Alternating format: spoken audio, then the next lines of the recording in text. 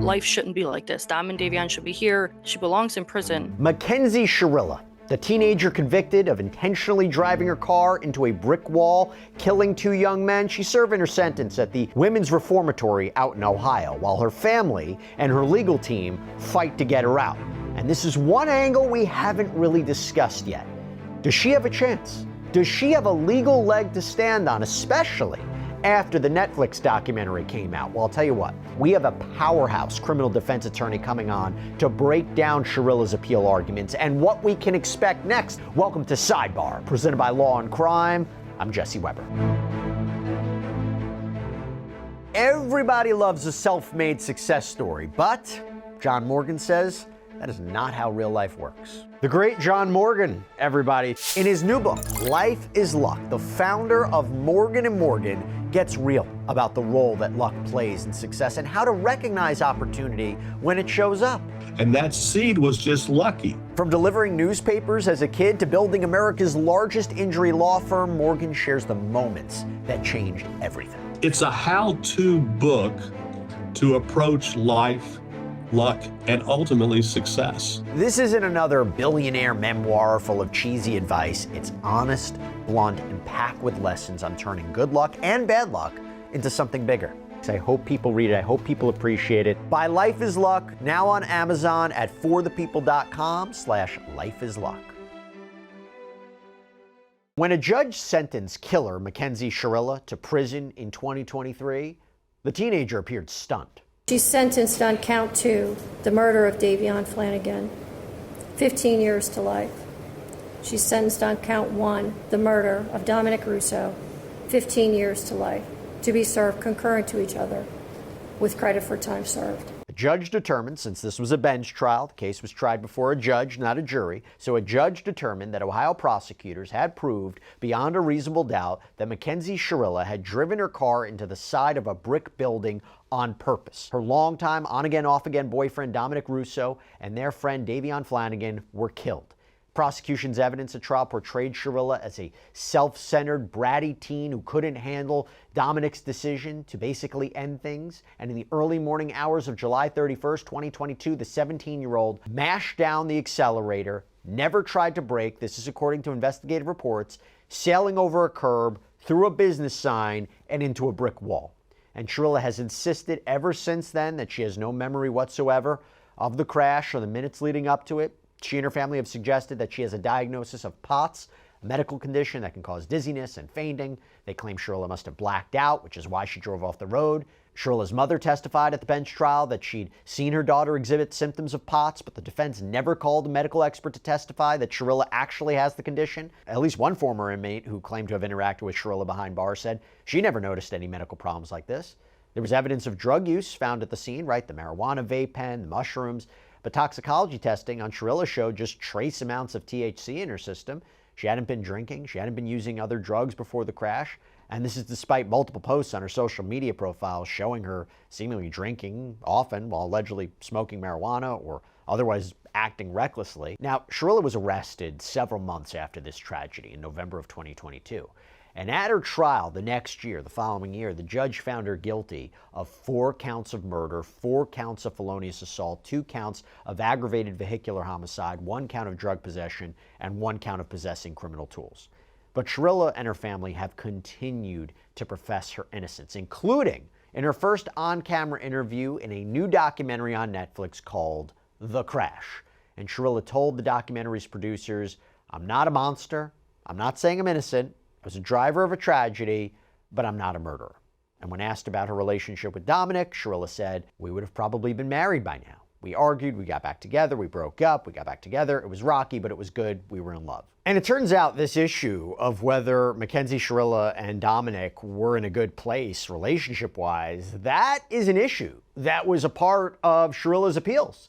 And so to talk about her arguments and what is going on, the appeals court, right, the Supreme Court, I want to welcome back on here on Sidebar. So happy to have her, criminal defense attorney Diane Menashe. Diane, thank you so much for taking the time. It's good to see you. Thanks for having me. Good to see you. So I understand you didn't watch, the complete documentary, but you've seen a bunch of parts of it. I think I just, generally speaking, have to ask you, because one of the things that was noted is at the end of the documentary, it seems her attorney was in the room with her, was with Mackenzie as she's doing this interview. Like, would you recommend a client sit down and do this as, the appellate arguments are happening? Yes, she's been defeated, and we're going to talk about why and what's next. But would you ever recommend for a client to do an interview like this from behind bars for a documentary? I think it goes one step further. Not only would I not recommend, but I would stop them from doing it, right? Because of exactly what's happened. The optics are just so bad. And particularly, as you said, while she's appealing her case and trying to find relief in some way, certainly giving an interview is just a really bad idea. Because anything she says could be used against her in the appellate arguments or in a future trial? Well, for sure. And, if they were to get the relief they're seeking, which is ultimately a new trial, everything she's saying could be used against her. I also just think, in terms of, which is really the main concern, is obviously anything could be used against her.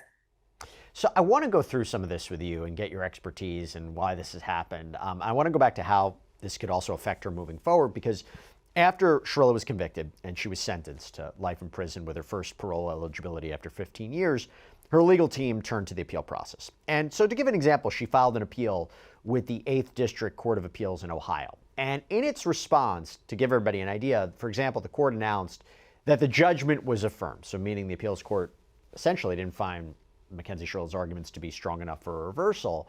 And just to go through some of this and get your insight on it, so from her direct appeal, quote, the juvenile court erred when it concluded that the state presented sufficient credible evidence to demonstrate probable cause to believe that Shirilla purposely and or knowingly caused the deaths of DR and DF. So essentially my understanding was the argument would be this case should have never left the juvenile court system, that there wasn't enough solid evidence or credible evidence. Shirilla was 17 when the crash happened and reportedly turned 18 while recovering in the hospital. And in its response, the trial court said, at this stage of the proceedings, the state was not required to prove the truth of the allegations against Shirilla.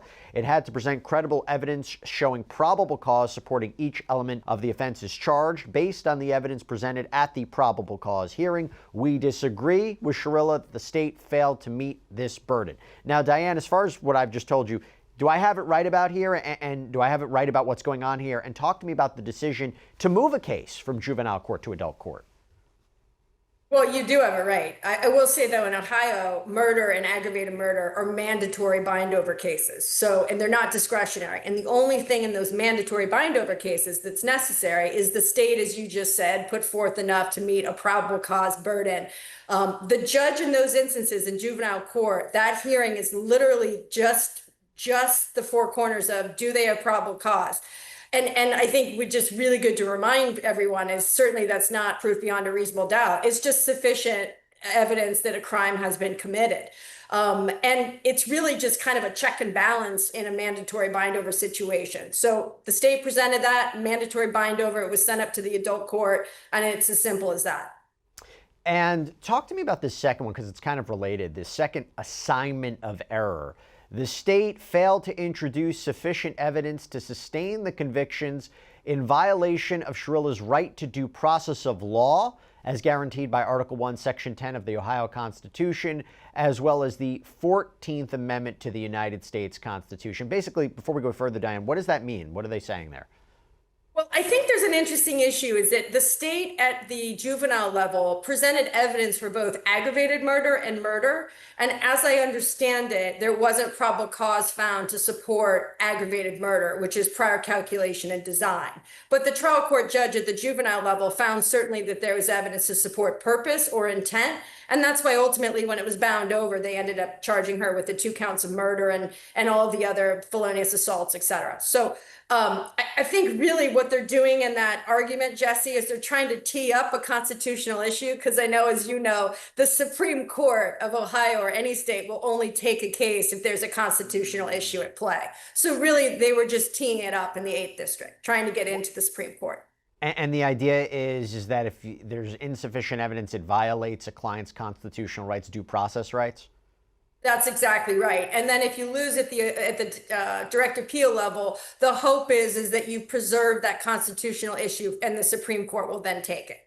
Interesting. So again, the court said, the appeals court wrote, this evidence was sufficient for the fact finder to conclude beyond a reasonable doubt that Shirilla crashed the vehicle purposely intending to kill Flanagan and Russo. We therefore overrule Shirilla's second assignment of error. And to me, it seems the answer would be yes, right? I mean, when you look at this case and you think about the evidence that was presented, what was it for you? Was it the accelerator? Was it the surveillance footage? I think the accelerator of the car not braking, it was, you know, pretty strong.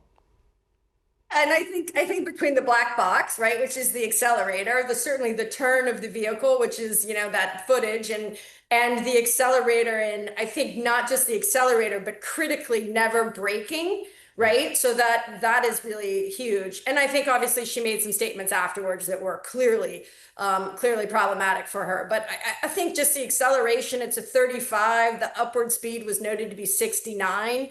And then we know that she's not under, you know, the influence of alcohol. I know they raised that POTS issue, but as I read it, you know, they pulled her B&V record. She'd never raised any medical issues before. She had no other medical, you know, records to support that diagnosis. So I think the evidence showed she was real clear-headed when she put that accelerator on and didn't brake. This next one's interesting. It's a next alleged error put forward by the defense. Shirilla's convictions are against the manifest weight of the evidence. The court wrote, reversal on manifest weight grounds is reserved for the exceptional case in which the evidence weighs heavily against the conviction, and they say this case is not that. I mean, I guess I'm not surprised based on the conversation we're having. My other question would be, like, what's an example of where that would work? Like, what's a law school example of where it's a reversal on manifest weight grounds? Like, what is something where you're like, there's no way the jury or the judge should have found someone guilty? You know where I tend to see the manifest weight argument actually really have some teeth is in self-defense cases. Ooh, where, you know, yeah, where it's like, you know, and I have a really viable self-defense case right now, and I could say this truly. I think that the manifest weight there could really be applicable. But where they're going at here is they're claiming there just isn't circumstantial evidence to show intent. And I think we've already talked about it, the accelerator, the lack of braking, her statements, you know, the history of the relationship. Circumstantially, right, the state certainly seemed to put forth a case that she had intent to kill. Purpose. This one's interesting. This one's different. Assignment of error 4 goes to something we've talked about a lot here on Sidebar. 404B evidence. So evidence of apparent wrongdoing by a defendant, not necessarily directly committed to the crime. We talked about this a lot in the Alec Murdaugh case, right? Financial crimes evidence, can it prejudice the jury, character, right? So Shirilla's defense argues the trial court erred by permitting the state to introduce character and or other acts evidence during its case in chief, thereby depriving Shirilla of her right to a fair trial in violation of the United States and Ohio constitutions. In its response, the court points out that the trial judge already settled this issue. Quote, the state had filed both a notice of intent to use other acts evidence under evidence rule 404B, as well as a motion to introduce other acts evidence, including evidence that on July 17, 2022, Shirilla was driving on Interstate 71 with Russo as a passenger when she threatened to immediately crash the vehicle during a disagreement between them, and that she was observed hitting him with her hands during that incident. Also, the notice indicated that the state intended to introduce evidence that on occasion in July 2022, Shirilla came to Russo's home, and when he refused to allow her entry, angrily yelled at him, beat on the door, and threatened him. Now, by the way, we got our hands on these phone calls that were apparently recorded by Dominic, in which he and Mackenzie Shirilla can be heard arguing and threatening one another. Just want to play that for you. Why would I just let you in my house if you break up with me and you're threatening to break my... Like, you're threatening to key my car. To break I will the doors, key your car like, if you do not let me in the house. You're gonna key my car if I don't let If you don't let me in the house, yes. What the Yeah, I know, so just let me in the house. No, like why can't you just be like calm at least for a second and I can feel comfortable letting you in the house. I am calm. I don't think you get to decide that with your weird you're literally threatening trauma to problems. you're literally threatening to key my car and what else are you threatening? Dom, I'm going to give you one last chance to open the door. I'm going to leave and do what I said I was going to do. Now, the appeals court response continues. The state stated that this evidence was not being offered to show Shirilla's bad character, but rather to prove Shirilla's motive, intent, knowledge, absence of mistake or accident, to provide context with respect to Shirilla's relationship with Russo. Specifically, the state argued as follows: Shirilla's past threats and aggression toward Russo provide an important perspective of how Shirilla responds in situations where she is displeased or in disagreement with others. Further, the evidence shows that Shirilla was aware of her ability to cause harm to the victims, especially by means of her own vehicle, and how she could use the power of threats and control to ultimately reach the outcome she desired. Diane, does this decision make sense? Because on one hand, you can understand, right? Like, you don't want to just throw everything at the defense. You just defended that may be highly prejudicial, that's not related. The jury's going to say, well, if they acted this way in this occasion, she must have done this here. But why is this different? Or maybe you disagree. I don't know. You tell me. I think it actually meets the exception. It was properly let in. I would just say that absence of mistake is really huge, right? And not only that, Jesse, the acts that were allowed in under 404 were really timely, right? They were very close in time to the ultimate incident itself, which is really an important factor that courts weigh into. It's one thing to be introducing bad acts that happened years prior, but this was like the same 30 days. So really significant there. I also think, though, that issue that was raised on appeal, this was a bench trial.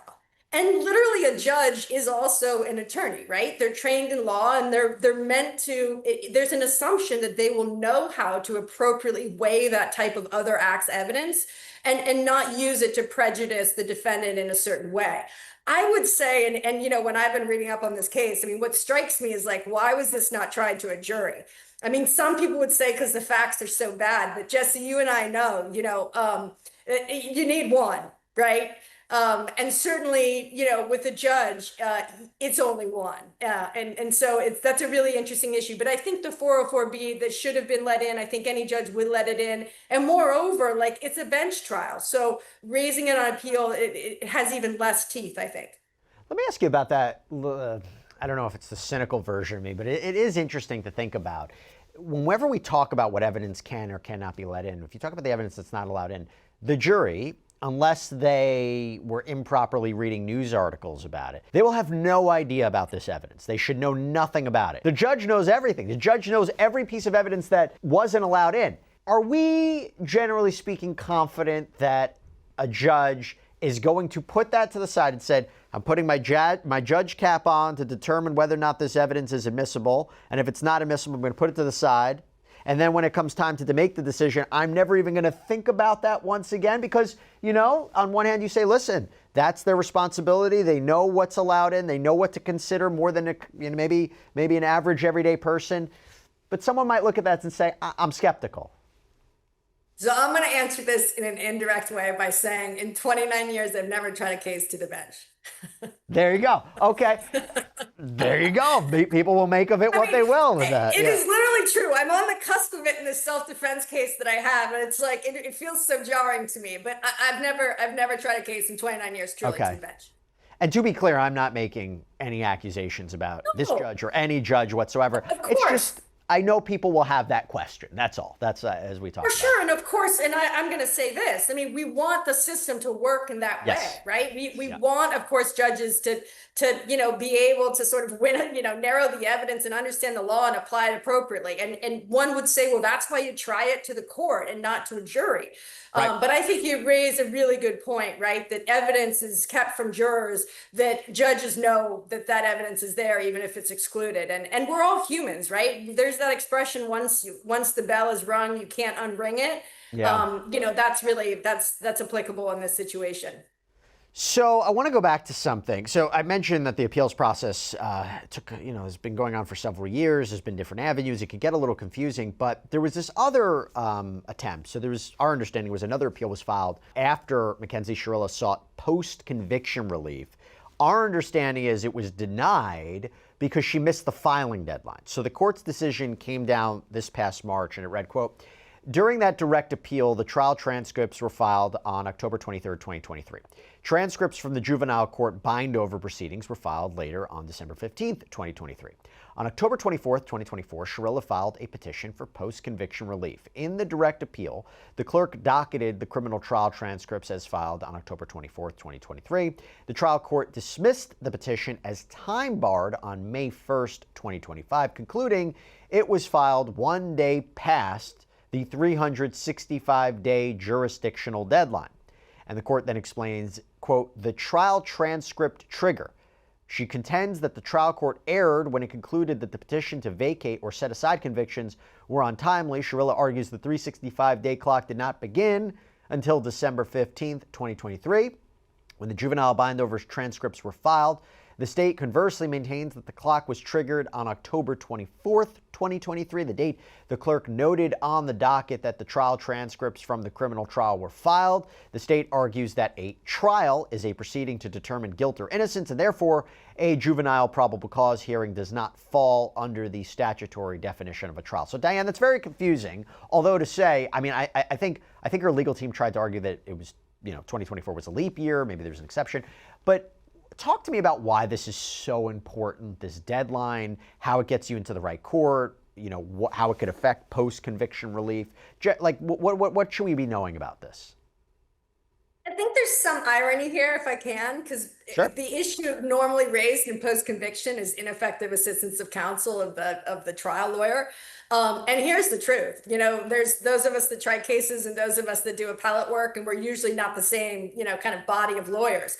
And if you're an appellate lawyer, like the calendar and counting the days, it's like that should be your wheelhouse. And so I'll just say, you know what, they missed a deadline. I actually went down the rabbit hole in their argument on the briefing and why they didn't miss the deadline, and really it was just a calculation error. They just missed it. And when you miss it, you miss it. I mean, it is a hard and fast rule, and there's no ability to do a motion to extend or et cetera. So she doesn't have any potential post-conviction relief. After the appeals court denied the appeal, the Shirillas took the case, our understanding, to the state Supreme Court.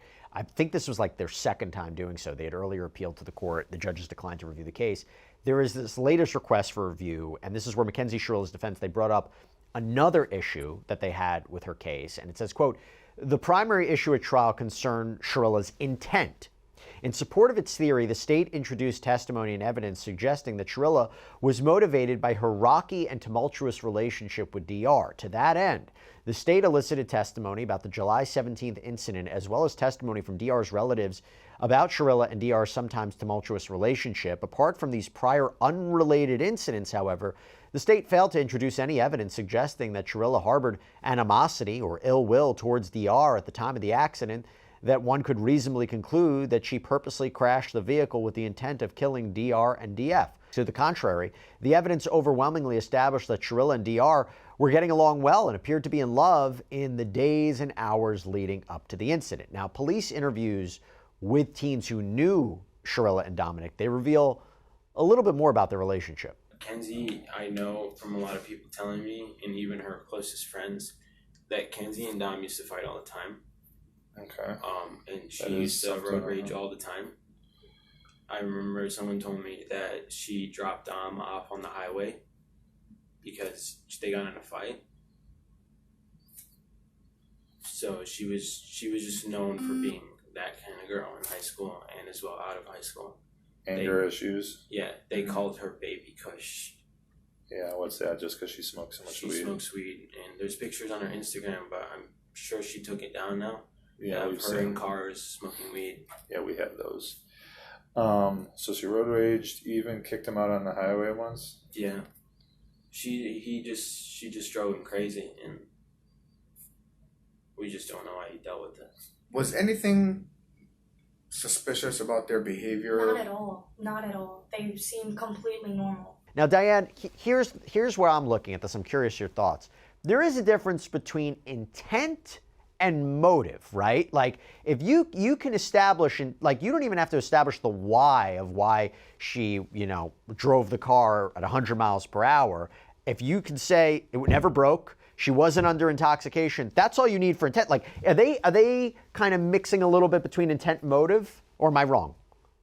You're spot on. And in fact, the state has to prove the elements of each offense beyond a reasonable doubt. And in no statute in Ohio is motive an element. So their argument is that motive piece. Well, it's not an element of any of the offenses for which she's charged. So it's totally irrelevant.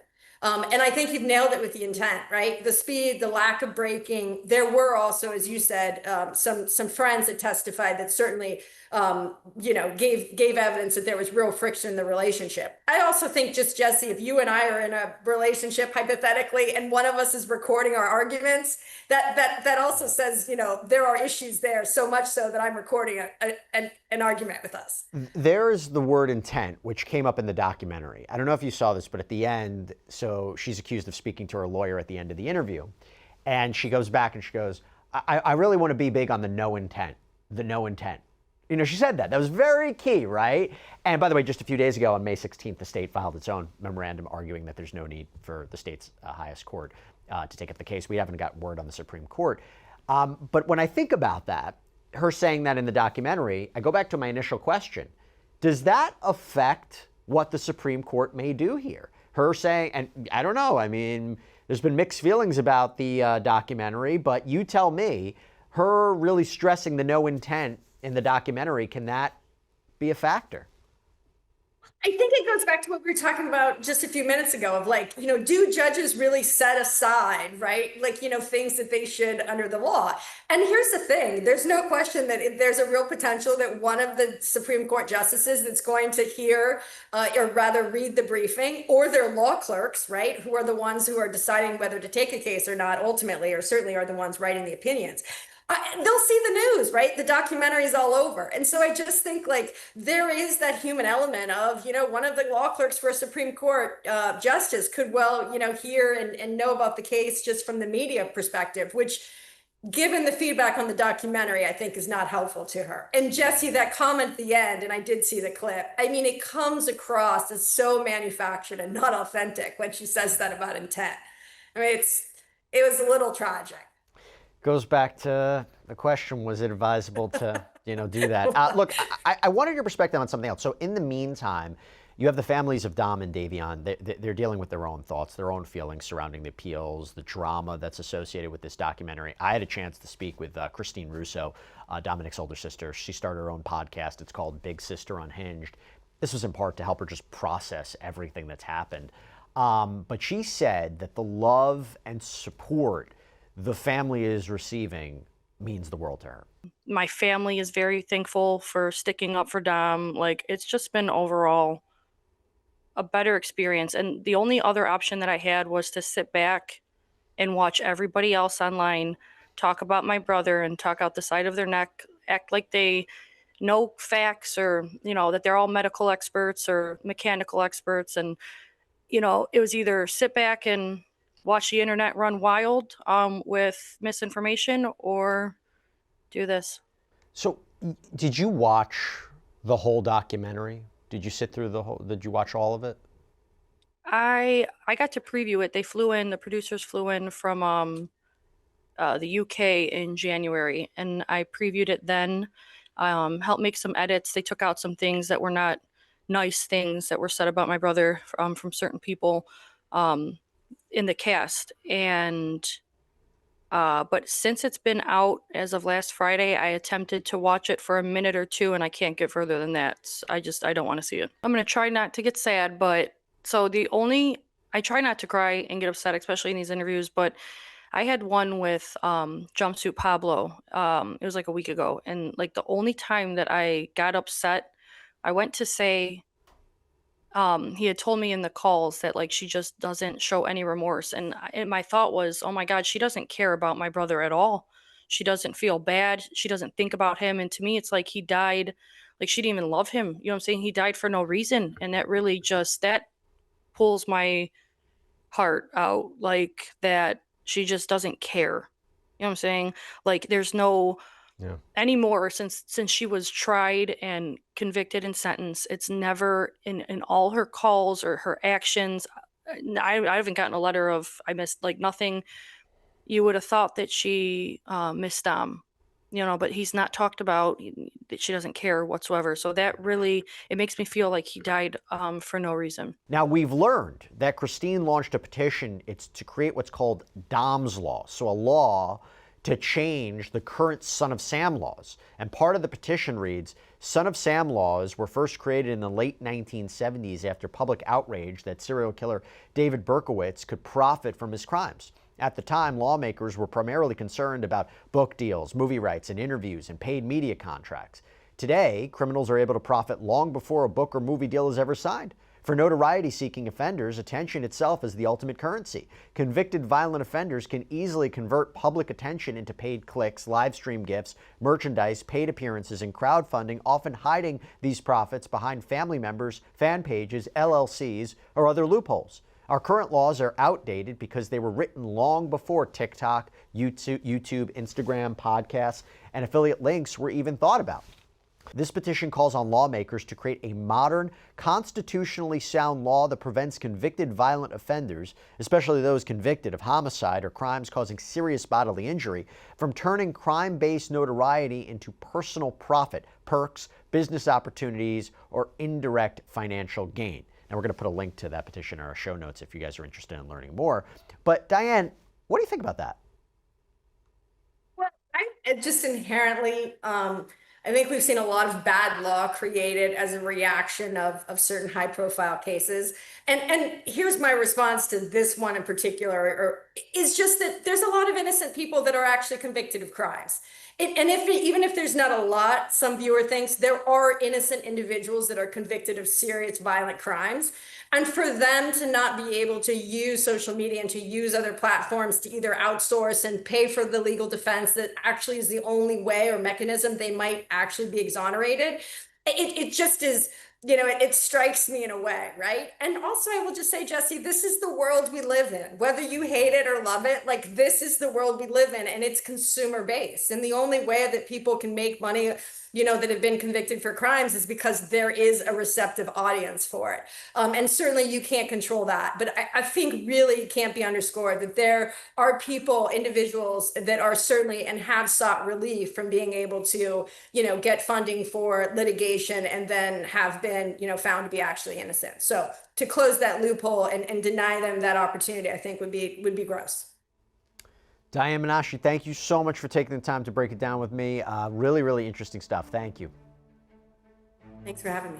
And that's all we have for you right now here on Sidebar, everybody. Thank you so much for joining us. And as always, please subscribe on YouTube, Apple Podcasts, Spotify, wherever you get your podcasts. You can also check us out on NBC's Peacock as well. If you want to follow me, Instagram, my News Nation show, Jesse Weber Live, Monday through Friday, 11 p.m. Eastern. See you next time, everybody.